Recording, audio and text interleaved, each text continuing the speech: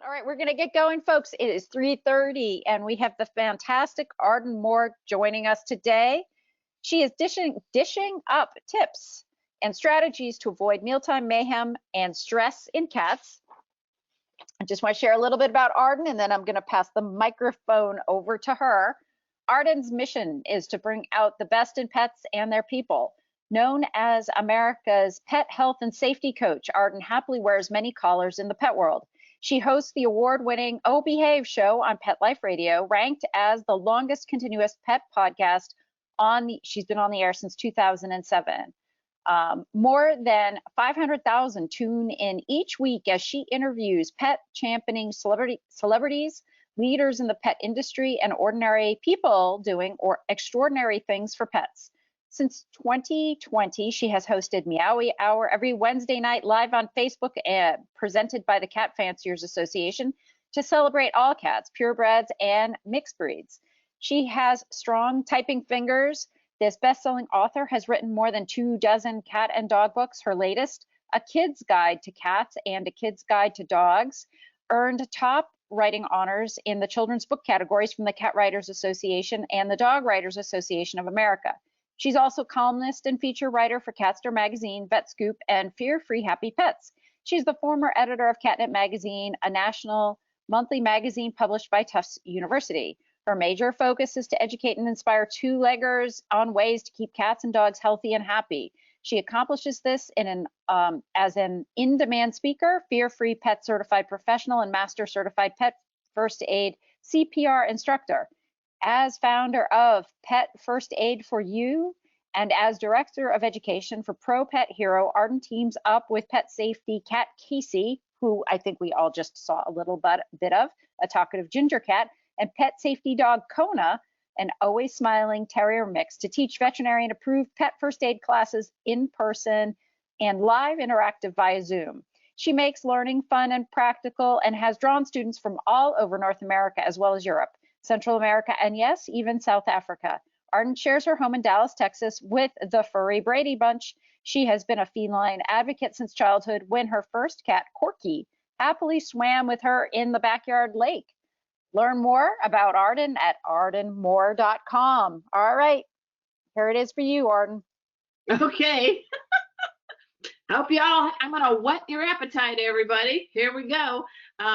I have first want to thank Stacy and Kristen and everybody affiliated with Community Cats Podcast for putting on today's conference. I also want to do a shout out to the other previous speakers. I've actually listened to each and every one of you. Pause and applause to Pam and Tabitha and Dr. Rachel. I hope all of you are learning more, and this is going to make this a better planet for our cats. My focus is around mealtime, and I call it avoiding mealtime mayhem. And I just want you to know, as Stacy has mentioned, I have a multi-pet household. We feed these 6 2 times a day. I swear, they all have invisible watches. They know exactly when it should be breakfast. They know exactly when it should be dinner. I say all this because when about 2 years ago, we adopted a new ginger boy, Rusty, the performer, from Samantha Martin of the Amazing Acro Cats. He kind of put mealtime on its ear. And we're going to get into the antics of Rusty. He also was the focus of an article I wrote in Catster Magazine. As you may know, I write the nutrition column each and every issue of Catster. And Rusty's antics causing mayhem at mealtime for all the pets, dogs and cats, is sort of the inspiration for my talk for you all today. My mission here is to give all of you a better understanding of how our cats really do view mealtime. And during this talk, I'm going to help you avoid mealtime stress, food fights, and identify medical conditions that can arise that will greatly impact your cat's health. So for this, let's see how I do. Everybody, keep your paws crossed. Here we go. Slide number 2. I know COVID aside, the last couple of years have been little asterisks in our family gatherings. But if you all think about this, we as people gathering around a table, shoulder to shoulder, the table's full of food and drink, that is a Thanksgiving. That is something that we all welcome, having friends and family gathering around a dining room table. It is an event, a feast that we want to share. We raise glasses, we make toast, we have seconds. All right. Let's check out our feline friends. For kitties, mealtime is much, much more than simply you filling their bowl with kibble or canned or whatever. In fact, it is actually time to rethink the bowl and how we feed cats, because how we feed cats, everybody, is just as important as what we feed our cats. So in our households, yes, as we've learned with some of the talk from Pam earlier today, there are multi-cat households out there where the felines are what I call BFF, that's best feline friends. But at mealtime, most cats, they would hope that us humans would honor the #1 cat dining wish, and that is dinner reservations for one, please. That's because our cats, as we've spoken earlier today in presentations, cats are social, but when it comes to eating and hunting, they prefer to be solitary. And keeping in mind, cats might deal with a little bit of kitty confusion because they're a unique species, because they're both prey and predator. So what does that mean? That means they are always hunting. In fact, some studies have indicated that's what they do, even indoor cats.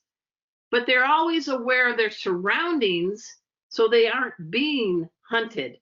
One of my best, favorite, coolest mentors on the planet, you know her, Dr. Liz Bales. She's the one who invented the Doc and Phoebe hunting feeder for cats. Looks like a mouse. You've seen that? She is really into stepping up our knowledge base for our feline friends. And she helped me learn about what's called the feline seeking circuit. Basically, what that means is cats are on this circuit: hunt, catch, play, eat, groom, sleep. So they're hunting. They actually like to catch and then kind of interact with their prey. They want to eat and hunt alone, and they don't want to feel like they're on guard so that they're not lunch from a perceived or real predator. They need to do this sequence: hunt, catch, play, eat, groom, sleep. And I want you to be aware of that, because that we're diving into the mind of the feline. The other thing about cats, sorry, they're not big time food sharers. You're never going to have them around the Thanksgiving table saying, "Pass the potatoes, please." This first photo shows community cats out in a residence. I actually took that when I was doing a story in West Palm Beach. They have an amazing community cat program at the Peggy Adams Rescue League, and shout out to Paul Bates. For these kitties that are community cats, it's either sharing this bowl of food or getting no food. But cats don't want to be sharing a bowl. Even though it may be more convenient for us, the one bowl for all, there's some major downsides. Number one, you have no clue how much each cat is eating each day. And in my Pet First Aid classes, we cover this, the mealtime issues that can happen that could lead to a cat fight. Remember this: when we take our kitties to our veterinarians for either a routine exam or because they have some issue that needs treatment, one of the first things the veterinary technician asks us in the exam room is this: what are you feeding your cat and how much? Because food gives a baseline, a clue for their health. And if you say, I don't know, they all just eat from the same bowl, how do you pinpoint what is causing the cat to gain, lose weight, have runny stools, vomit, other issues? So knowing what you are exactly giving your pet using a real measuring spoon is going to be a good thing. So bring out the bowls, one per kitty. Second big issue is kitties are not fans of lining up and eating shoulder to shoulder along a wall with their faces facing the wall. It just makes them feel very vulnerable. And they have to be on constant alert because they don't want a surprise attack coming from behind while they're eating. Also, when this scenario occurs, it may look cute for us, and I see a lot of photos of it out there in the media world, but I call this setting the kitty up for what I call silent smack talk. So cat A, let's say, is quietly eating from her bowl at a slow pace. Next to her, shoulder to shoulder, is cat B, who has wolfed down his food and is now staring, maybe even trying to nudge away cat A so that he can swoop in and finish the rest of cat A's food. It's kind of like if any of you have ever been in the military and you've been in boot camp, the cat B is acting like a dominating Marine drill sergeant. I said, eat it now, kitty. If you don't eat it now, I'm going to take it away. And what do you think that's doing to the digestive system inside the kitty? It's going to cause the kitty to have indigestion, GI upset, and a big one, stress. All right. There's also scenarios at mealtime where the cat feels like what I call playfully feeling like they're a catfish. In other words, all eyes are on that cat while they're eating. Talk about a spike in self-consciousness. I mean, think about you having a slice of pizza, you're in your pajamas, you're watching TV, and all of a sudden everyone in your family and neighbors too just come in and just circle you and stare at you while you take each bite. It's not very welcoming. So kitties do want to feel safe. They do want to feel relaxed at mealtime. And they don't want to feel like they're in a fishbowl being stared down by the feline bully in the family, or even the dog who eats like a speed eater and is ready to help the kitty clean their food bowl. Which brings me to my buddy. Everyone, please meet Rusty the Performer. He is, with a capital F, my feline foodie. Now, no mistake, I love, love, love Rusty. He was found in a dumpster in Georgia full of fleas by the amazing Samantha Martin. Yep, the animal trainer who is the brains behind the amazing Acrocats. She and I were at a pet conference right before COVID hit in January of 2020 in Virginia. She had this 6-7-month-old cat that she had clicker trained and had even had him perform on stage in New Orleans for 2 weeks, jumping through hoops, coming on cue, comes to a whistle. He's a very smart boy. And she said to me, Arden, I have too many ginger boys in my circus act. I need you to adopt Rusty because he needs to be in an enriched home. He needs to have a job. He can't just be sit and groom. He's a kitty that needs to have things to do. So I brought Rusty home. Now remember, he was separated from his mama and his siblings. He was an orphan bottle-fed kitten from Miss Samantha Martin. And I found out later, he was quite determined to find and eat any and all food because he's always in survival mode. So he doesn't really have any mealtime manners. So when I brought Rusty home, that was day one, I realized he does love food. I mean, really, really, really loves food. And I had my hands full because what he did at 7 months of age is he had no qualms about pushing away my senior cat, Mikey, or pet safety cat, Casey, from their food bowls. He even boldly would go and swipe kibble from the bowls of my dogs while they were eating, including our then 90-pound dog, very sweet, cat-loving Bujo.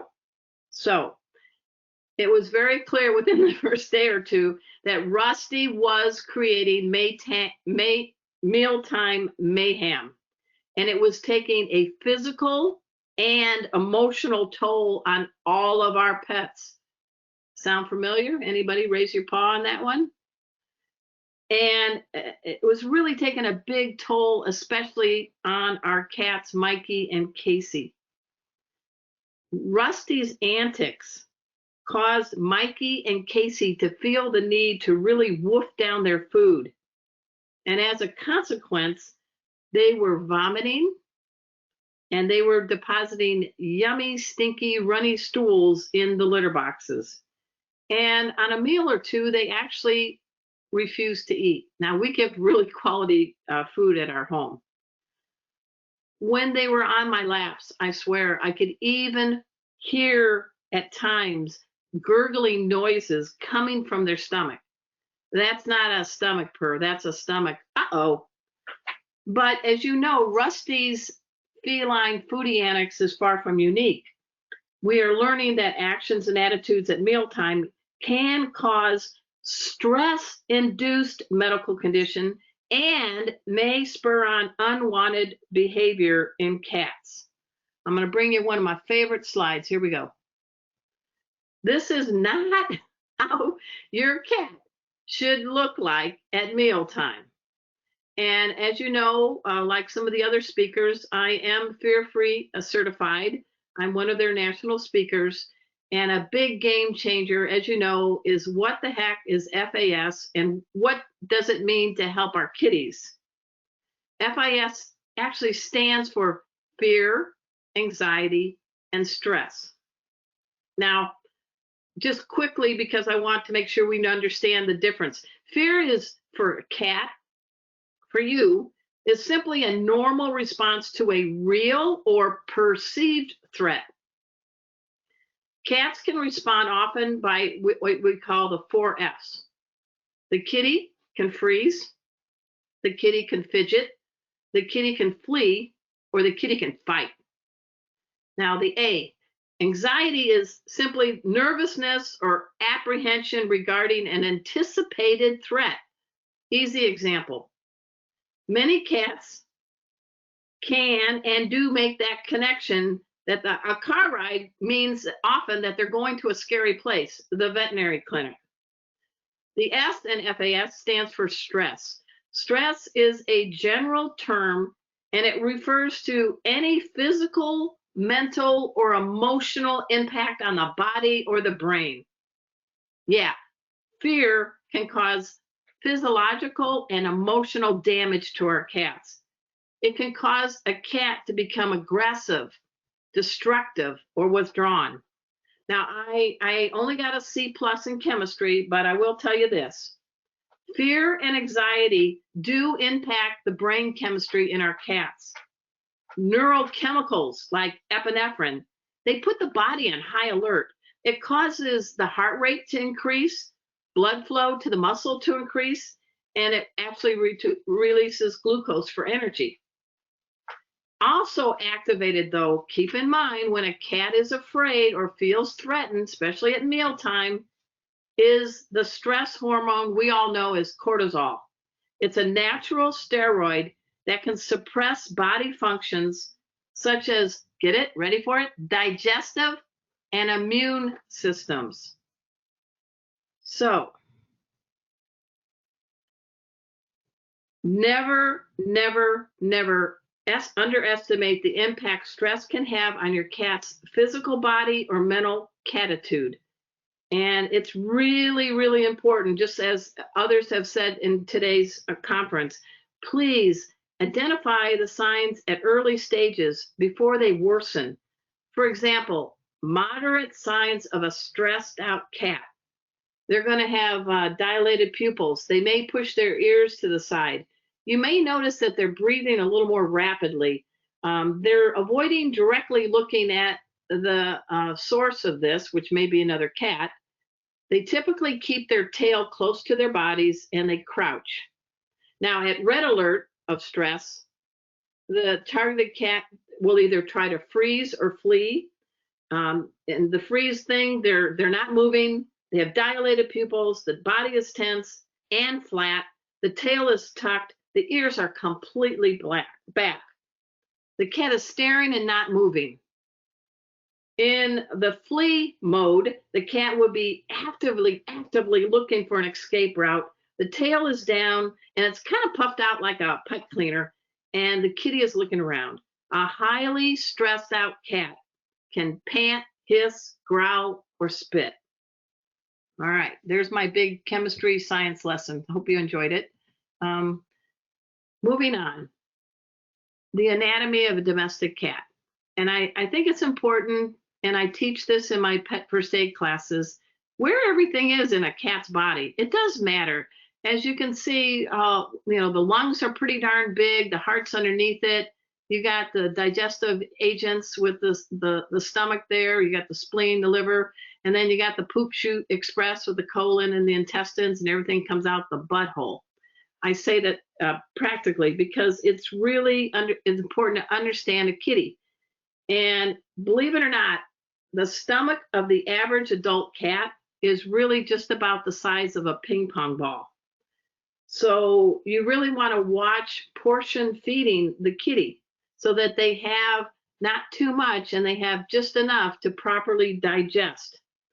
And remember, for a kitty, mealtime is not just about getting the calories, but it is an ideal time to interact with their meal and bring on their predatory instincts. So you introduce a new diet abruptly to a cat, or the cat is facing a threat from another pet during mealtime, and guess what happens? There's going to be an imbalance of healthy bacteria in your cat's gut. And that can cause some cats to vomit, have diarrhea, hack up hairballs, and some cats just don't even have the ability to stop eating, and they overeat, and that can lead to a wonderful term called scarf and barf. Just make sure you have plenty of cleaning materials and paper towels, because it's going to happen. As I mentioned, there's a lot of areas where mealtime mayhem can take a toll, so let's dive into medical. As we've said, stress can cause a host of medical issues at mealtime. This is just simply a rundown. This is not a complete list, but if they can vomit or have diarrhea from eating too quickly because they feel like they got to hurry up and eat before the other cat tries to steal their food.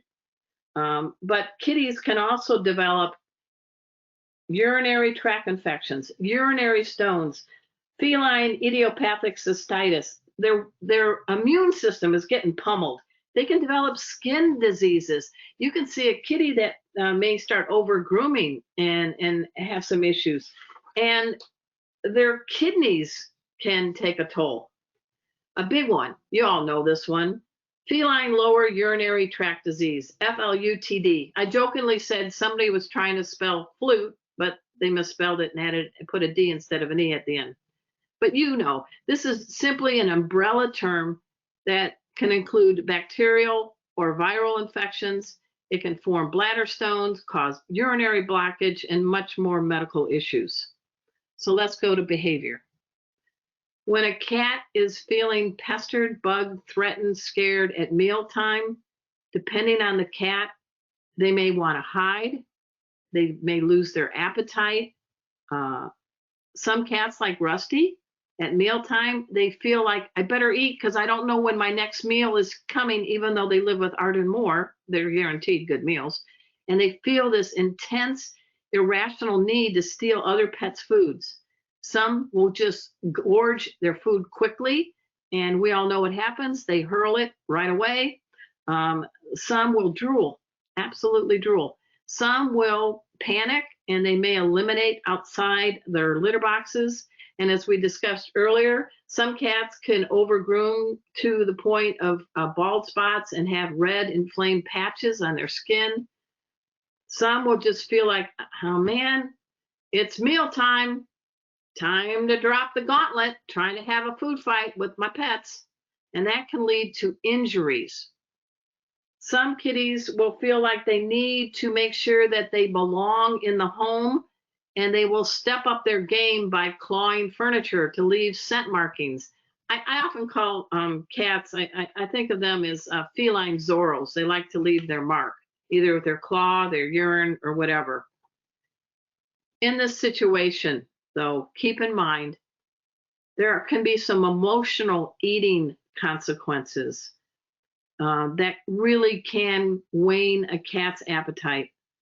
Some of those that I'm sure we've all experienced. Some cats can grieve over the loss of their favorite person or cat or dog to the point that they lose their appetite and they don't eat. I got to tell you, when my big dog Bujo died last year, he and my cat, pet safety cat Casey, were buds. They loved each other.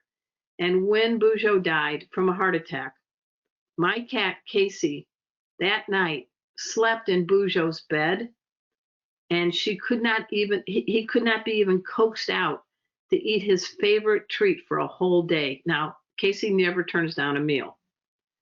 So other stressful situations to consider. Sometimes you're doing a home remodeling project,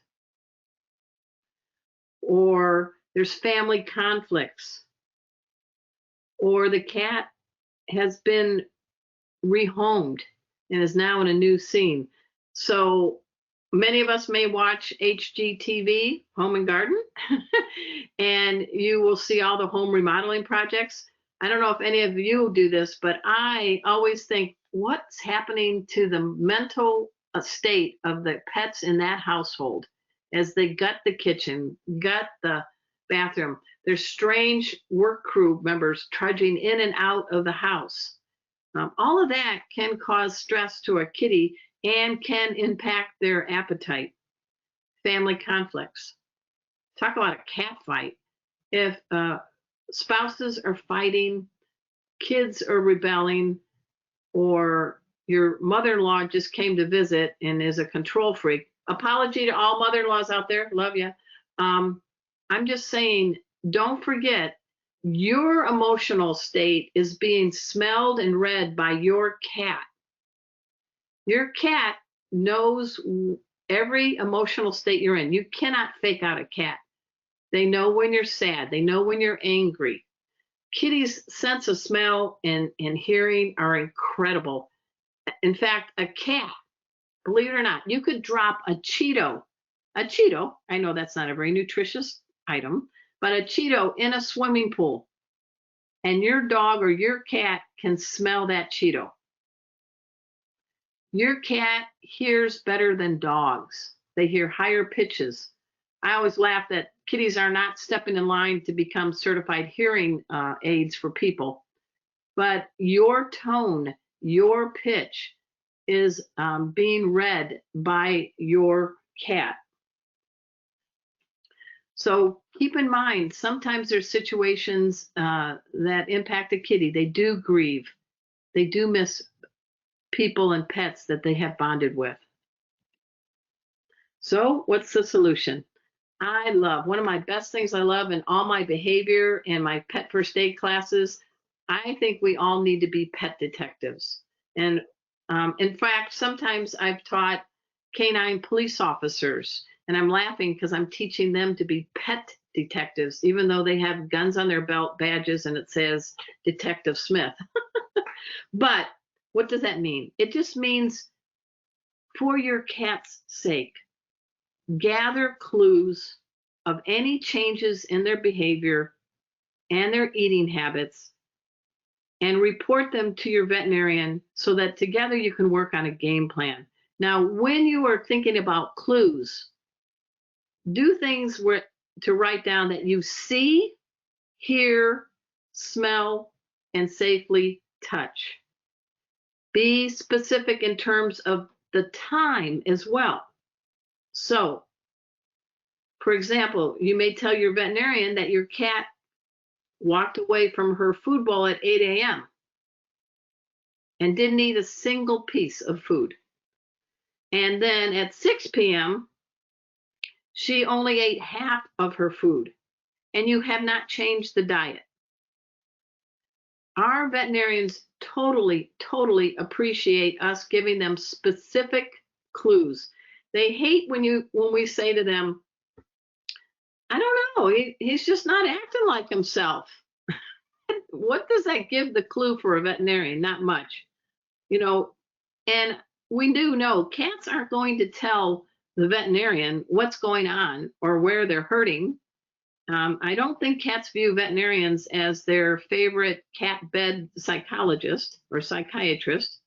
So it is our job to provide as many specific clues to help the vet team funnel through all the possible causes so that together there can be a more specific, immediate treatment plan, hopefully with good results. Don't take the role of pet detective lightly. And as the previous speakers have said, I love the idea, I think Pam mentioned about the little webcams. The one I use is called Blink, B-L-I-N-K. And I have one here right now. I'm in my backyard office in Dallas with 2 cats and 2 dogs. They're being very quiet. And I have a Blink camera. So if I go in my house, a 32-step commute, and I want to get something and come back, if I want, I can look at my phone and see how everybody is doing inside my backyard office. Oh yeah, it's called Ard's Den. We also have a Blink camera in a spare bedroom because I'm happy to announce that about 2 months ago, we brought in a community cat. His name is Baxter. We guess he's about 11 or 12. He's a tuxedo boy, very fluffy, very sweetheart. But we noticed that he was getting himself in danger a little bit more, and he's getting older. And he yawned once, and I looked at his mouth, and he only had 1.5 canines. Yikes! So I can only imagine the pain he had.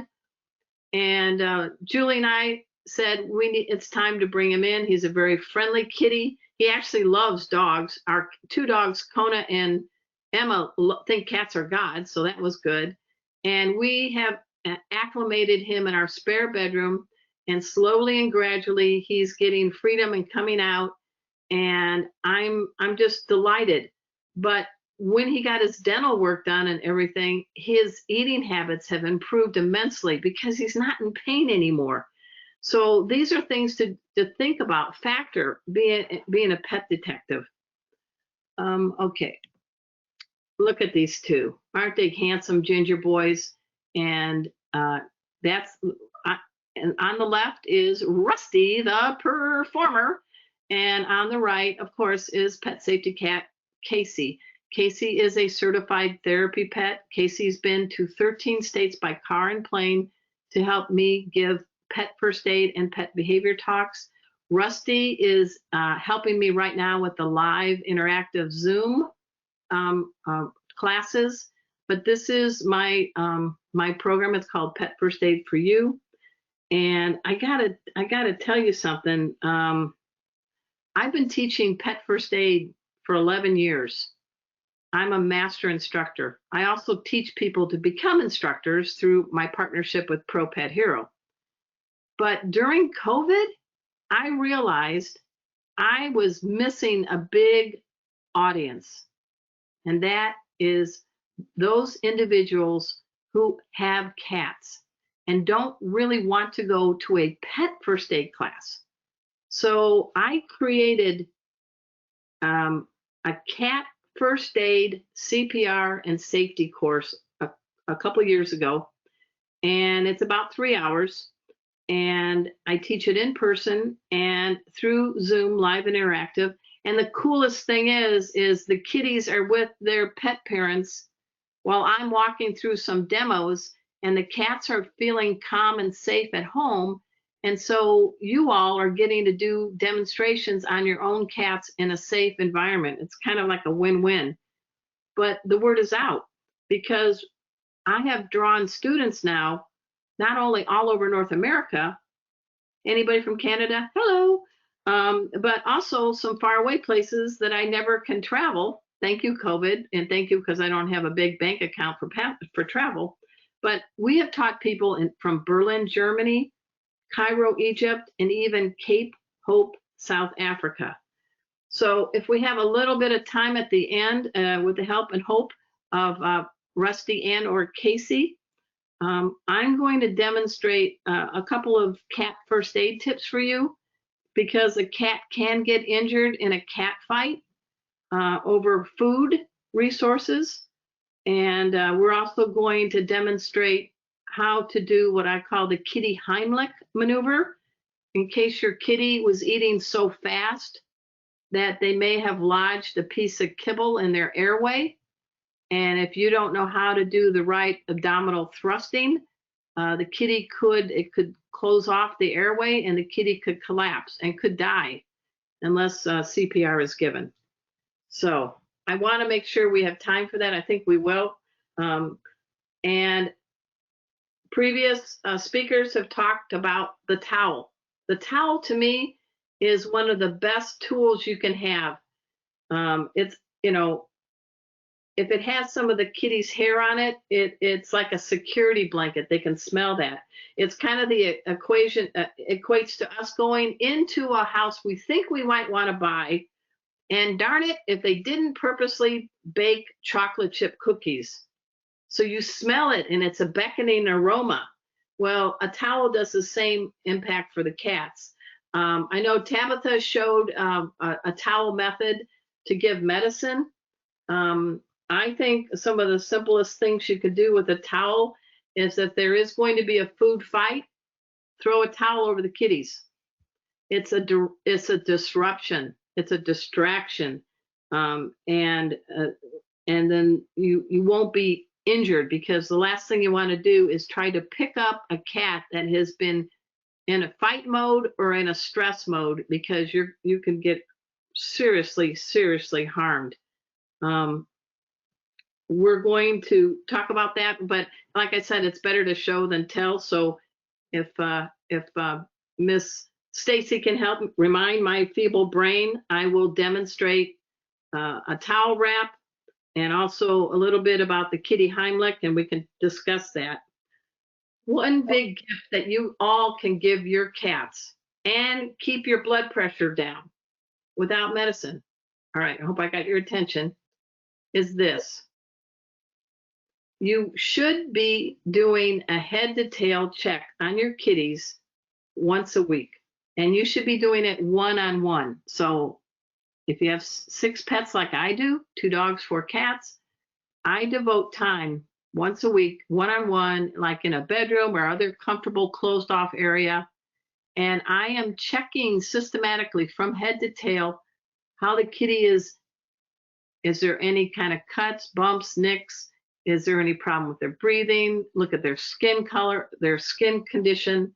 It's 3 great reasons to do it. Number 1, you're going to catch something early, so it can be faster treated and maybe take less of a bite out of your wallet. Second, your cat is now being conditioned that hands are friends, not foes, which means they probably may do a better job getting examined at a veterinary clinic, cared for by a pet sitter, or even if those kitties that go to spa day, bathed and groomed by a groomer. The third and most important benefit of head to tail is you have a bonding opportunity for you and your cat. This is your time to connect. And it takes like less than 5 to 10 minutes. Don't be in a hurry. Watch your breathing in and out deeply, and you'll realize that you feel better and your cat feels better at that. So here we go. Got some strategies for you. All right. Every case is unique, but these are some ideas to hope to help you, and I certainly welcome more from you. But I believe it is essential to get the meals prepared in a pet-free, paws-off area. In my house, we have a laundry room right next door to the kitchen. And in that laundry room, we have a big cabinet and counter. We have a little mini refrigerator. We have all the pets' foods in airtight containers with their measuring spoons. When I walk in there, I have the food, the measuring spoons, everything I need to make sure that I'm giving each of the 6 the right amount of food in the right bowl.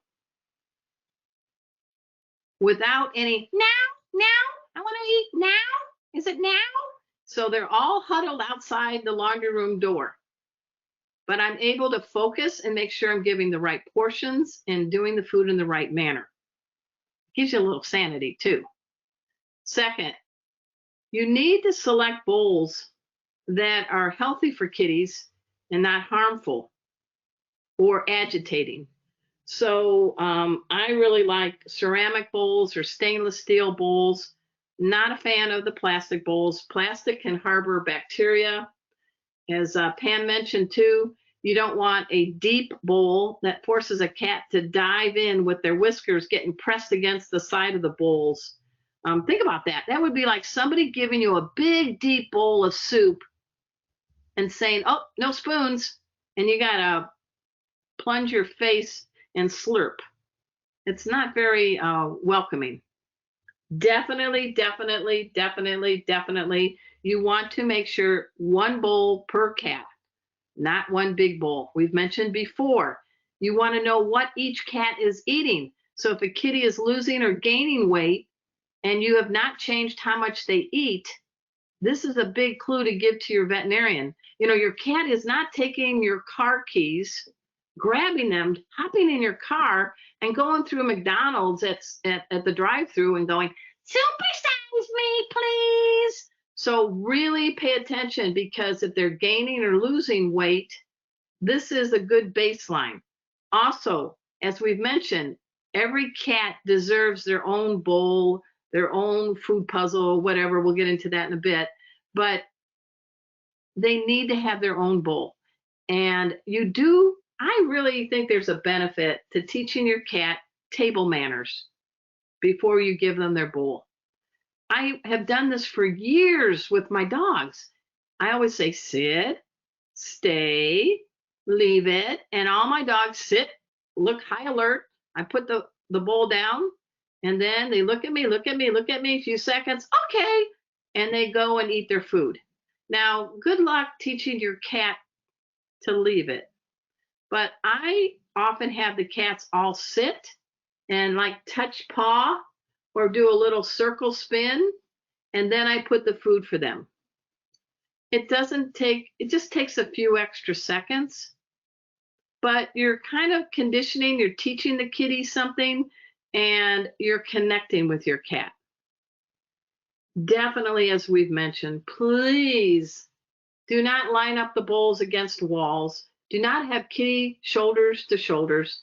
One idea, a lot of people like the kitchen islands.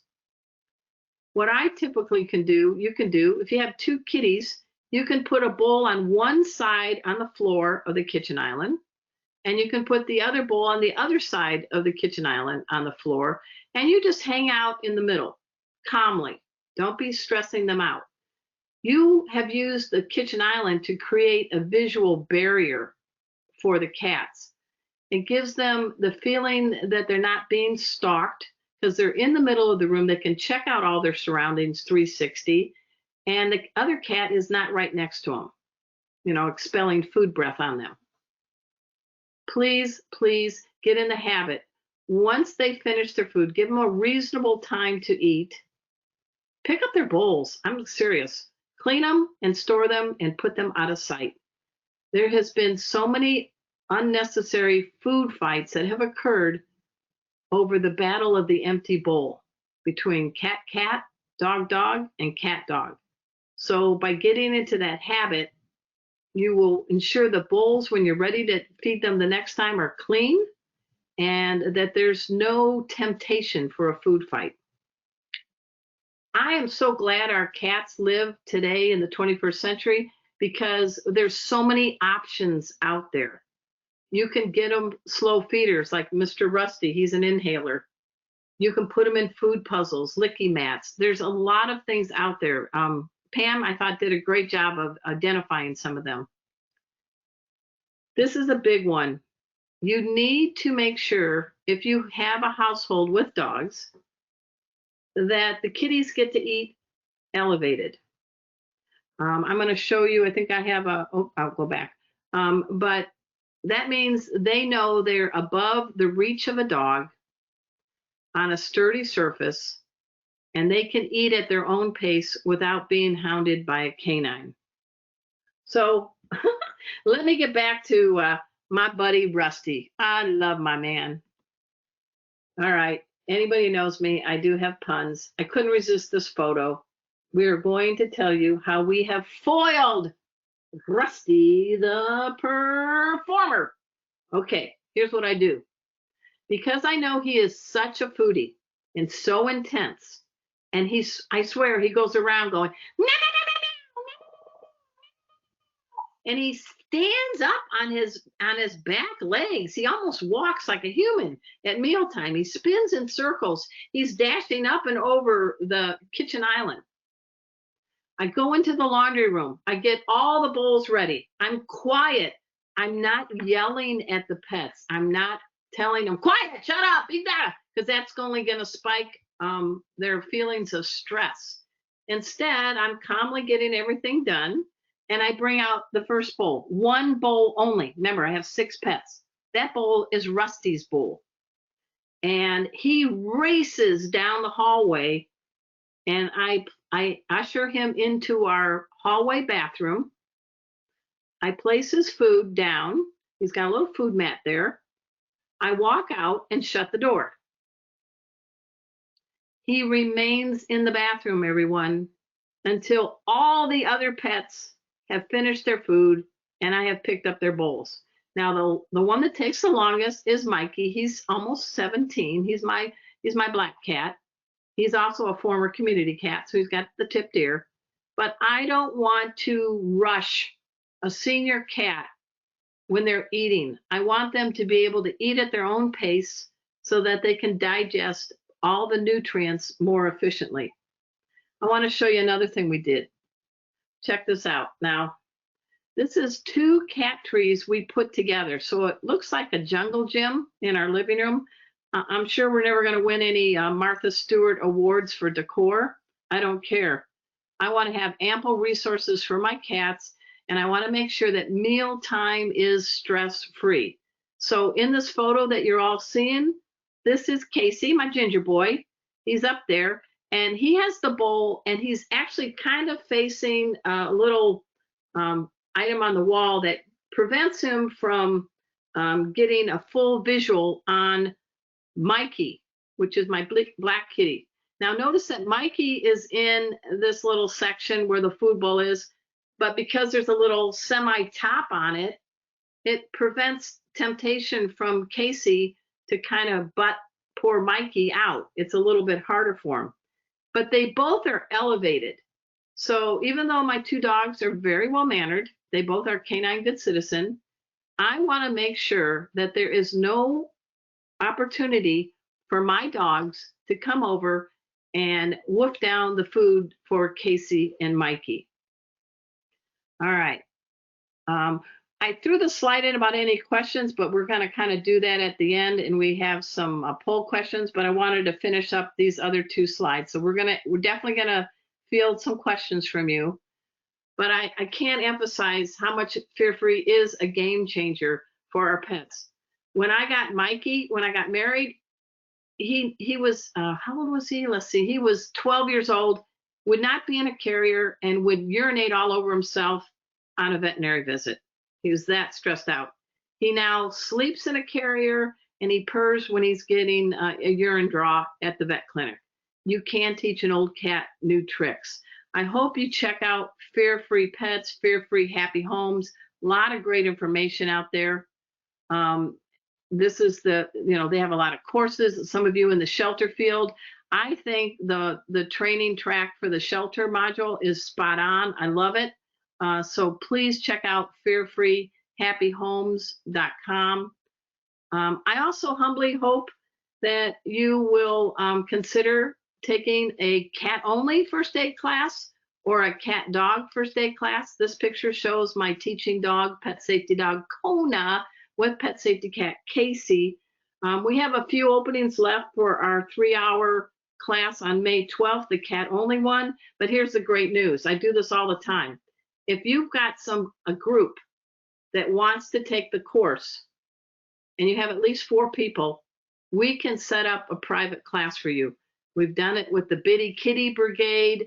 We've done it with several shelters and boarding facilities, and pet sitting groups. So I hope you will consider it. It is humbly $40, but you get a detailed course book. You get some handouts.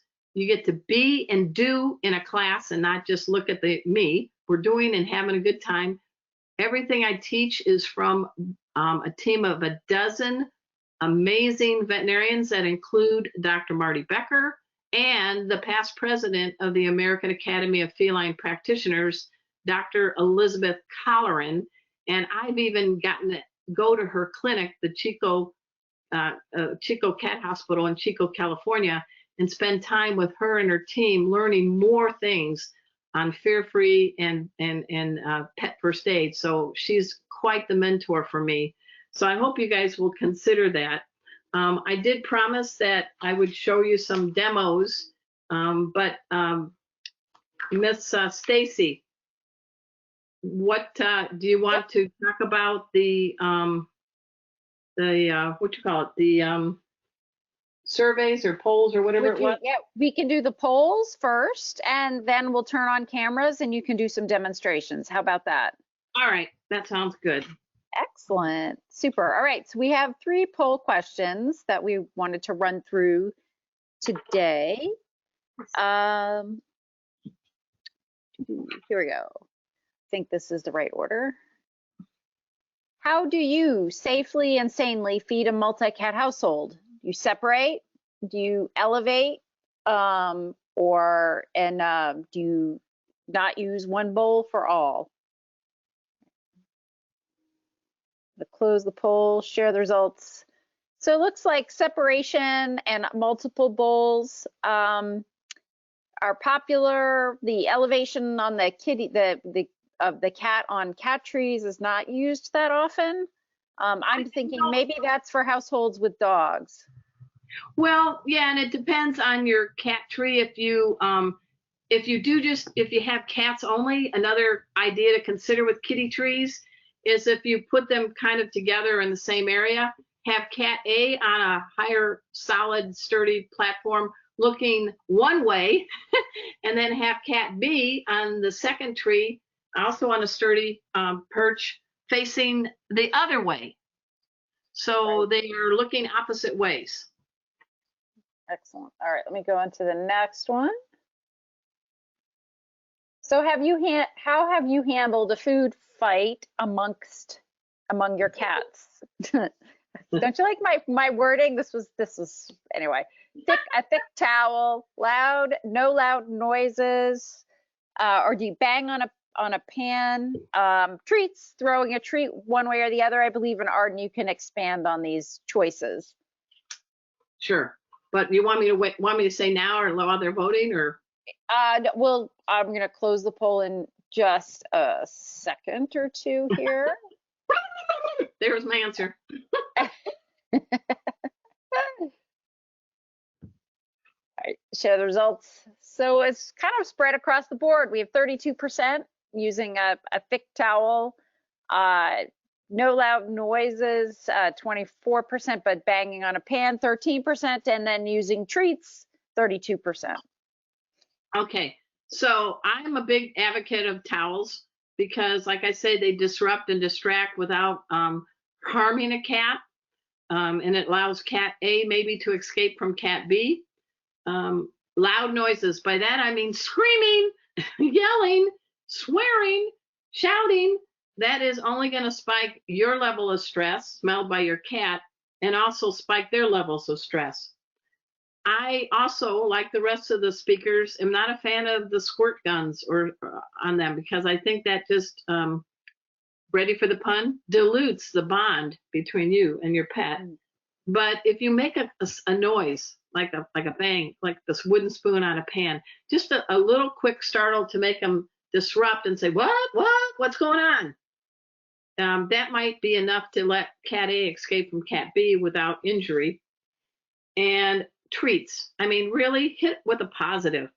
Who wants a treat? What? Treat is a magic word. I don't care what language that word. I can spell the word now in my family, and even the cats know I'm saying treats. So sometimes if you can disrupt a potential fight with a positive opportunity, saying something like treats, tossing again in opposite directions so they each have an equal opportunity to go. One goes one way, one goes the other way, I think is a good way to extinguish a potential knockdown, claw out fight.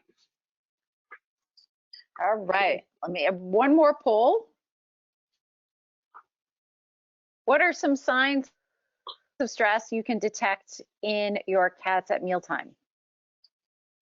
Walk away from the food bowl, they vomit, they have diarrhea, they crouch, they defend the bowl, spitting, hissing. I will say I tried to do some introductions with a cat from the neighborhood, bringing the cat in. And one of my cats started growling while they were eating when I was trying to introduce that other cat into sort of the family household. If that cat was in the kitchen when the first cat was eating, she'd be sitting there, eat and growl, and that was not a happy family moment. Well, can you imagine being on a first date with somebody and every other forkful they're going, Arr. I don't think that would be a second date. Yeah. So we had to alter to different plans for sure. Yeah. All right, I'm going to close the poll, share the results. 43% big. Walk away from the food. And then we have 39% defend the bowl, spitting and hissing, 11% vomiting, 7% crouch. Okay. Diarrhea, which is misspelled, my bad. No, it's my bad. Here's the deal. What comes in goes out.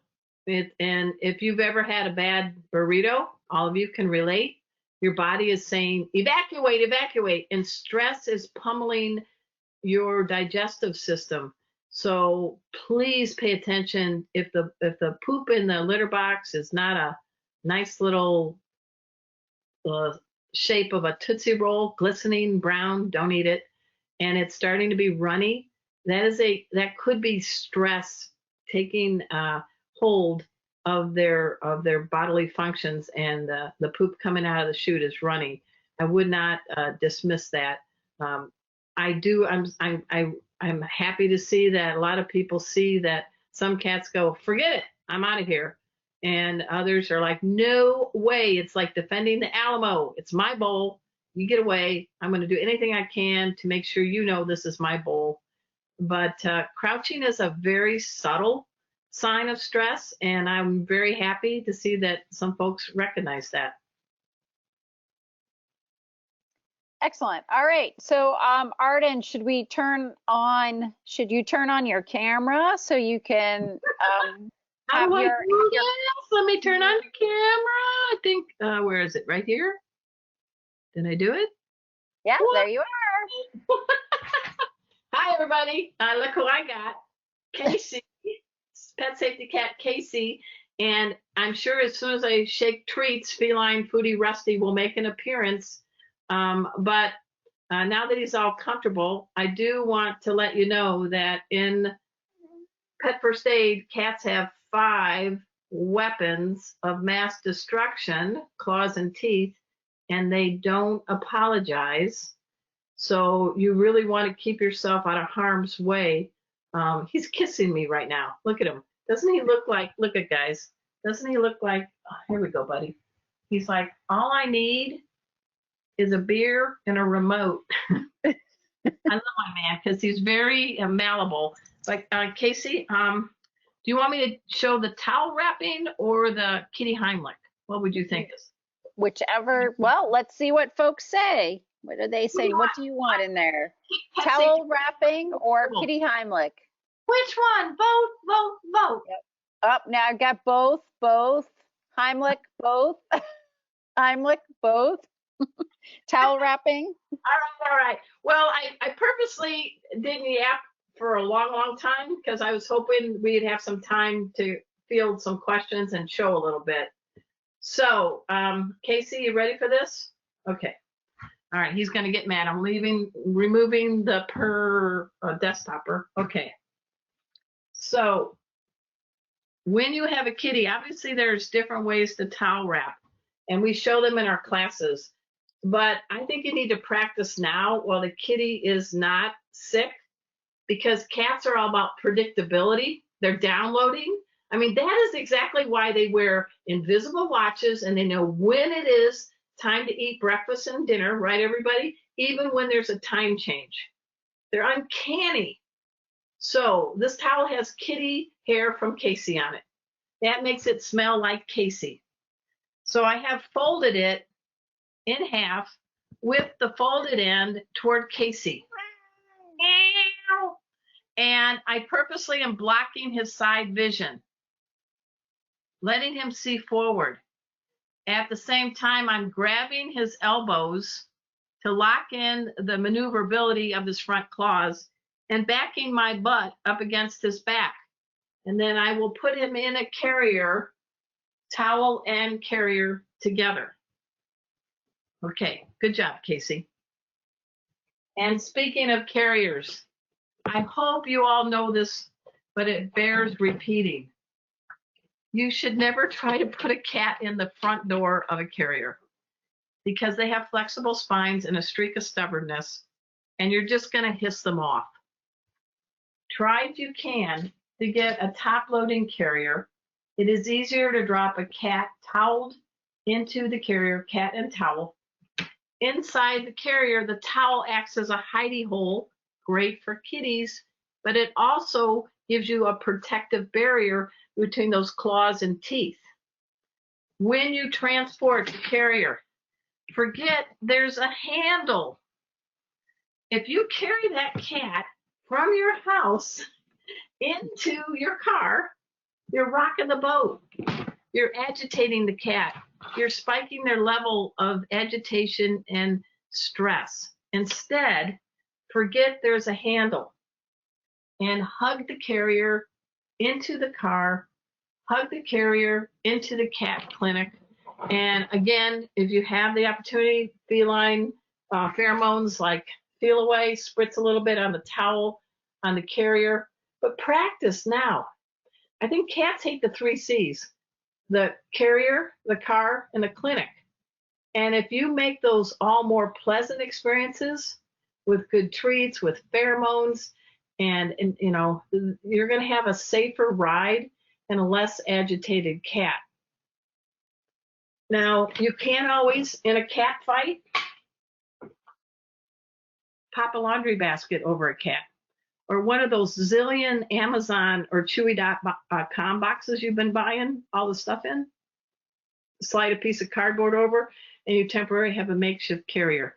I go into a lot more depth in the first aid classes, but that's just one use of many for using the wonderful towel, or you can use a sweatshirt in a pinch. I want to show you something. Hang on. As much as I am a major fan of Fear Free, I also want us all not to forget the incredible work done on stress management in cats and dogs by the late, great Dr. Sophia Yen. She was one of my mentors. Check out this book, guys. I hope you know it's called Low Stress, Handling Restraint and Behavior Modifications of Cats and Dogs, To me, it's a Bible. Obviously, you can see I have referenced it a little bit, but it has like 1,500 photos of the right and wrong way to handle pets under stress, pets who are injured. Dr. Sophia Yen, if you do DrSophiaYin or dryen.com, forgive me, I don't know I have it right handy. I hope you check this out. It is a game changer, and it helped me, educated me a lot in my pet first aid training. And of course, this is also a great book. Unfortunately, it's about dogs, but there's images and points that relate to cats, From Fearful to Fear-Free, written by Dr. Marty Becker, Dr. Lisa Radeska, another veterinary behaviorist. She's in West Palm Beach. Shout out, Dr. Sung, Mikkel Becker. This is also a great reference for you all. All right, so we did the carrier. You guys ready to have a kitty with a kibble in their throat? Are you ready for this, Miss Stacy? Yes, we are. We are very much so. One thing I will say on the carrier thing too, because I know a lot of us get a lot of donated carriers in the shelter world, and you didn't mention it, but it goes without saying, I guess, but I will mention it because we all learn our lessons because we learn it doing the silly things, which is always to make sure that it's a solid carrier and all those doohickeys are in the little holes and they're in the hole the right way, right? Yes. The little doohickeys, you know what I'm talking about. Yeah, I like this hard-sided one. When Casey travels by plane, I put him in the airport. He's in a pop-up stroller, pet stroller, and then he is in a soft-sided carrier to be under the seat in front of me. But for the home, in case there's a disaster, and I live in Texas, so we never know what the weather's going to be like. All of our cats, all 4 of our cats, are now conditioned to love their individual carrier, which is hard-sided and has, a blanket and all or a towel inside and spritz with Feel Away. And we do little drills. And believe it or not, we can get all 6 pets, 2 dogs, 4 cats, Julie and I, in our safe walk-in closet when the sirens are going, but we do it before they do, just to practice. We can get them all within 4 minutes inside. So I really encourage you all to do little practice disaster drills. All right. So you're going to go see if Casey's up for choking? Yeah, I'm going to, I'm trying to be quiet so Rusty doesn't see me. Come here, Casey, come here. Okay. Watch this. Casey, sit. This is what I was telling you guys. Casey, come here, come here. Casey, sit. Casey, touch. I'm going to give one to Rusty real quick so he doesn't get me. Okay. Here you go. Here you go. I'm giving him I have to give some to everybody. Meet Emma and Kona. We have DOGs in the house, the ones that love cats. Kona is a safety dog. Emma is learning to be a therapy pet. All right. This is really important. If your cat is choking, you're going to hear them going, and they're typically going to be lurching forward because they're instinctively trying to get out whatever is in their throat that's blocking partially their airway. This is why it's important to use your eyes and your ears. You know it is safe to enter to help when that coughing turns to a sound that goes like, it's called a stridor. That is a sure clue that your kitties definitely has something lodged in their throat they can't get out, and they're about to collapse. So for a conscious kitty, one way you can do it is to have the kitty against you and bring your fingers down their rib cage, and it goes right here is a very soft spot. That's at the end of the sternum. Make a fist, and you're going to do 5 abdominal thrusts, but you need to do the thrust on the exhale. So you hear the, and you're going to go in and up, in and up, in and up, in and up, in and up. 5 thrusts. Look at him. Hello, ladies. Hello, gentlemen. He's just so cool. Then you want to go and open the mouth and see if you can pull out the object. If they stop having a stridor and there's nothing in their throat, that means the object has been swallowed. Now, if you're 100% sure it was a piece of kibble because they were in the kitchen and there's nothing like a needle and thread or dental floss or any other things, they have been able, that has been successful, but you still want to monitor them. I always say it's better to go to a veterinarian and have them be checked out by a veterinarian than to have the veterinarian say, why did you wait? So you want the veterinarian to say, all good, rather than why did you wait for danger. Now, for the little guys, I don't know if Rusty will do it. Everybody want to meet Rusty, the performer? Hello, everybody. Hello. I love the food. I love food. I love food. I love food. I love food. He is a love bug, too. And he is mischievous, but he is still learning.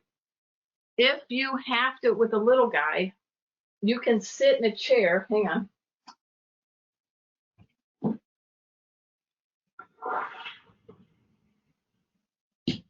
Okay. You can sit in a chair. And the kitty is between your knees.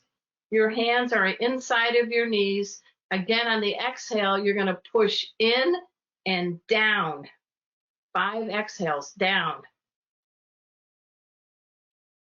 And then open the mouth to see if you can inspect anything. It's kind of like the billows of a fire that you use to put air for stoking the flames in a fireplace, but just very quickly and very moving everything around in Ard's den. What do you think? That's just a couple techniques. That's fantastic. That's excellent. Really cool. Very cool. What do you think of my pets? Aren't they awesome? Kona, what do you think? Do you like cats? I love cats. I love cats. I love cats. I love cats. Kona looks a little grayer in it now than in the picture. Yeah, it's happened to the best of us. She doesn't get to her hair color like me, but she's earned every bit of it. She is one of the most intuitive therapy safety dogs I've ever had in my whole life. And the fact that she thinks cats are gods, even better. Casey, let's get Casey back. Come on, Casey, come here. A quick comment that I thought I would share says that maneuver is good for delivering the runt of the litter that often needs help breathing. Oh yeah, definitely. Yes, you're right. Yeah, I mean, when we do CPR and rescue breathing, we show different hand placements based on the size of the cat and newborn kittens. So we try to teach people different. There's two-handed, one-handed CPR. There's ways to use a way to suck out fluids in their throat. So we could talk for hours on that. But Casey just wants you to know how handsome he is. Mm-hmm. For sure. We had another little follow-up question on the carrier. So if you do have a carrier that does not have a top entry, do you enter them in butt first, or how do you deal with that scenario? Well, I learned from a really good cat show judge, Joan Miller, who has always pulled the cats at cat shows out with the butt toward her and always put the kitties in with their face forward. And she said cats like to see where they're coming and going. For safety reasons, you do not want to do a face-off with a cat. I call that the kitty dinero. You talking to me? I'm talking to you. You talking to me? I'm talking to you. So you, for safety, should always have the head away from you. So if you are putting a cat in the door first, you can lock their front paws at the elbows to put them in, but the training I've had is they want to go in to see and they come out this way, and this gives you safety. Yeah, the hard part is the back legs sometimes splay out. Yeah. Oh, so and you have the rabbit feet. Never pick up a cat like this, because what's happening to the flexible spine in your abdomen? So you lose posture points because you suck your gut in, stick your butt out, and you hold them that way. Look at, here he goes. Come on, Casey. Try it. Try to get me, Casey. Okay. I can't believe he tolerates me. He's a good boy. He is. He is. Purring It right should be now. the Casey and Arden show, not the Arden and Casey. No, it is his show. Yeah, it is his show. I wanted to show one more thing. Hang on.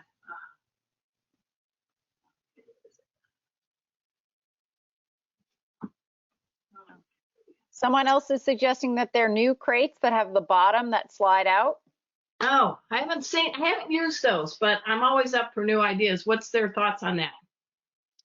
I don't know. What's your thoughts on that? I have seen in other parts of the country people using like these sort of like laundry crate type things that have a slider in for like community cats that are really very social.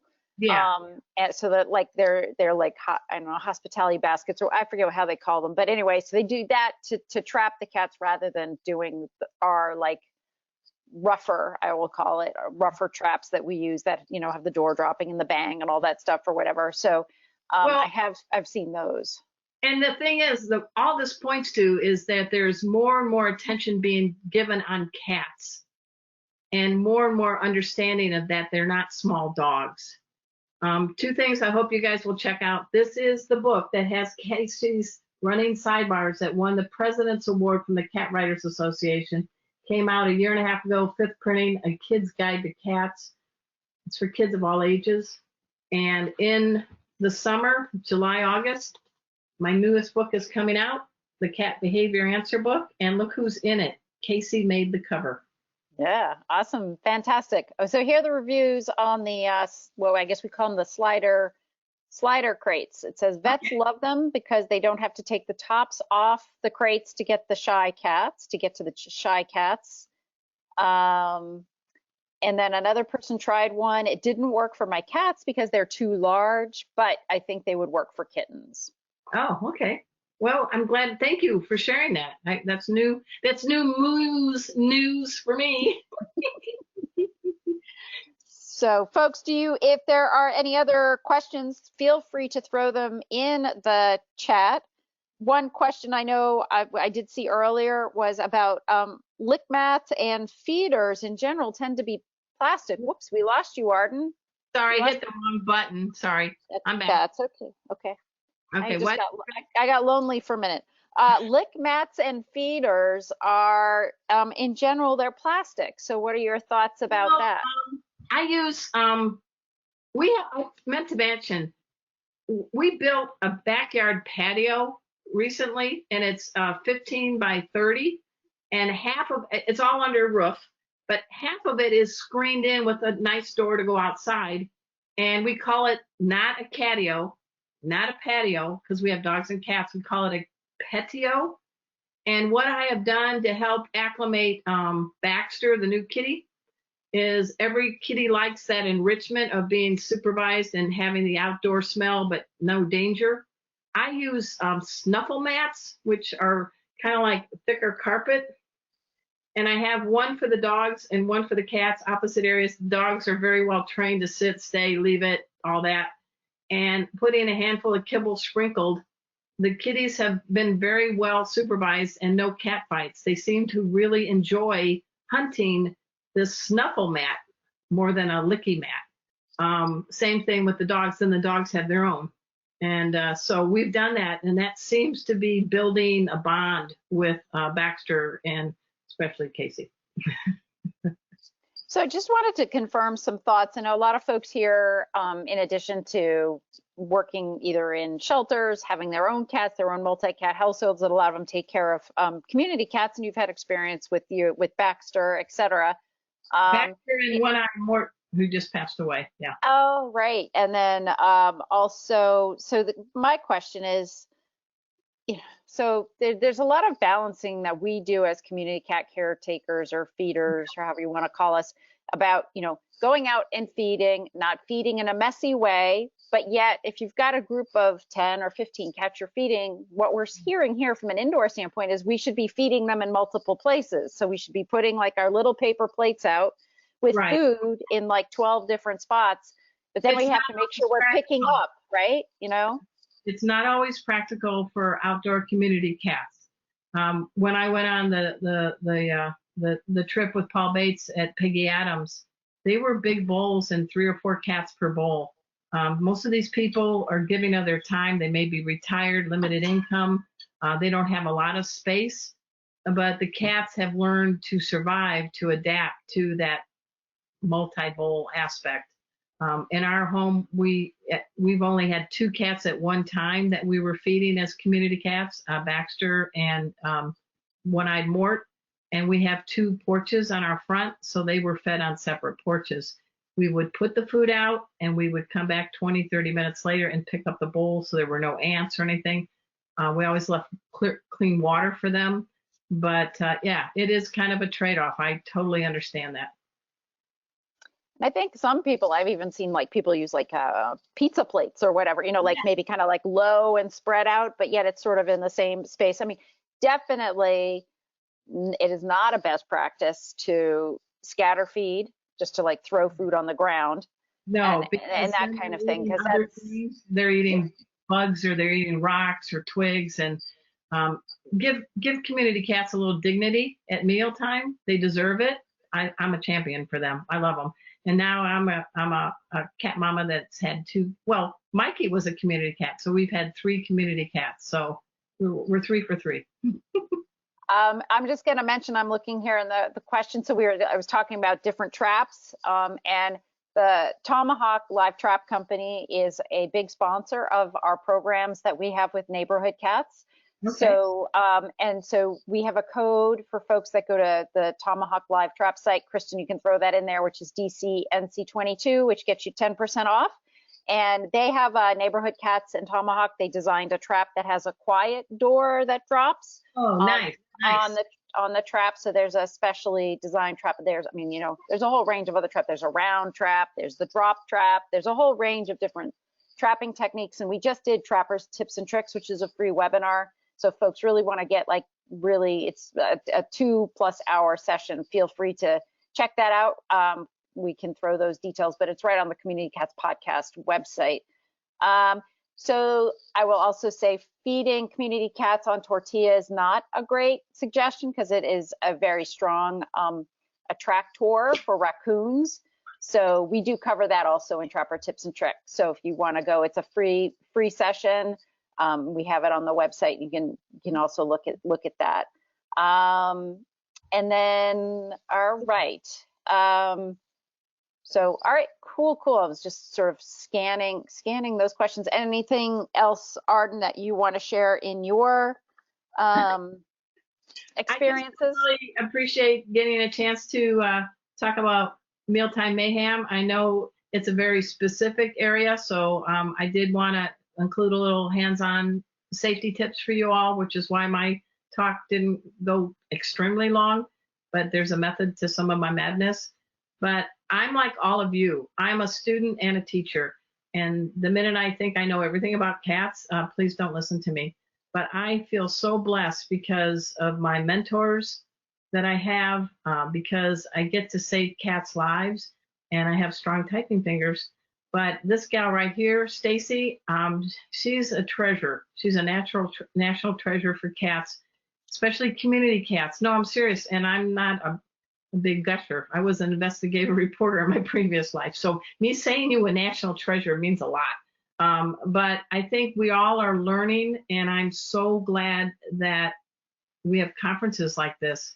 I humbly hope you all check out Meowie Hour. It's every Wednesday night on the CFA Facebook page, or just do Meowie Hour YouTube. All of these experts and Kristen and Stacy have been my guests. Yes, I am a licensed bartender. Yes, I have created, I think now, over 50 kitty cocktails for people, not cats. And we raise a glass and we salute all cats, purebred and mutts and community cats, because they make our lives better. And I just made what did I call it? The Bombay Burrito drink, which is with beer and cognac, beer, Cointreau, lime, and all. So I'm always mixing. I have more fun making the drink than drinking the drink. But if I have any whipped cream drinks on Meowie Hour, Rusty and Casey want to help. So I hope you all had a lot of fun. I hope you learned some things. And I'm just glad to have this opportunity.